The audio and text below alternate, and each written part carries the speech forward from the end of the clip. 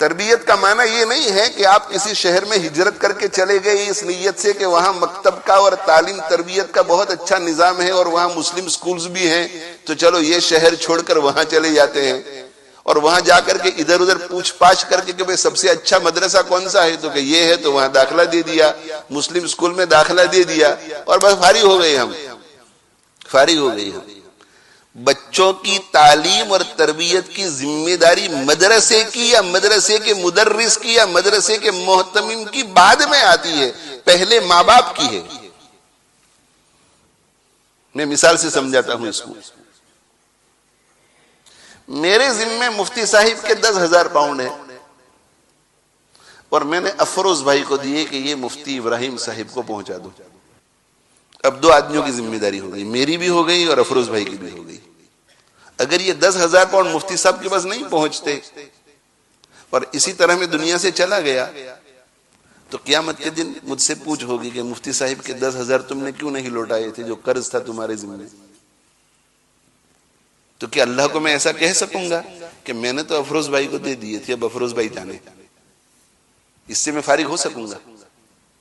نہیں، فارغ نہیں ہو سکوں گا۔ مجھے یہ کہا جائے کہ قرض تم نے لیا تھا، تم نے نہیں پہنچائے تھے مفتی صاحب کو، افروز بھائی بیچ میں لے کر کے بیٹھے رہے، مگر اس کا مطلب یہ نہیں کہ افروز بھائی کو بھی سوال نہیں ہوگا، افروز بھائی کو بھی 10,000 دبانے کا سوال ہوگا۔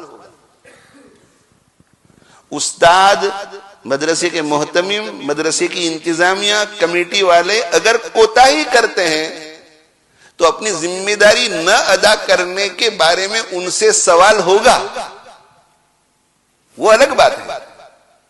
لیکن اصل ذمہ داری تعلیم تربیت کی آپ کی تھی، آپ نے آپ کی اولاد کو غلط آدمی کے ہاتھوں سپرد کیا، یہ آپ کی غلطی ہوئی۔ آپ نے چیک کیا، آپ دیکھ رہے تھے کہ تعلیم تربیت ہو رہی ہے کہ نہیں، آپ نے کتنا انٹرسٹ لیا مکتب کے نظام میں۔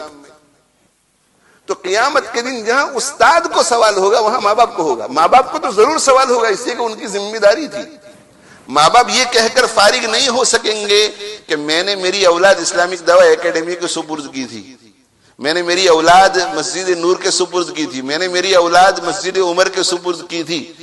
انہیں بھی سوال ہوگا، اس لیے کہ انہوں نے ماں باپ کو دھوکہ دیا کہ ہم تعلیم تربیت کا نظام ہمارے یہاں ہے اور ہم کریں گے، اور وہ بیٹھے رہے، نہ پڑھا رہے ہیں نہ کچھ کر رہے ہیں۔ اساتذہ جو بھی ہوں ان کو سوال ہوگا، جیسے افروز بھائی کو سوال ہوگا۔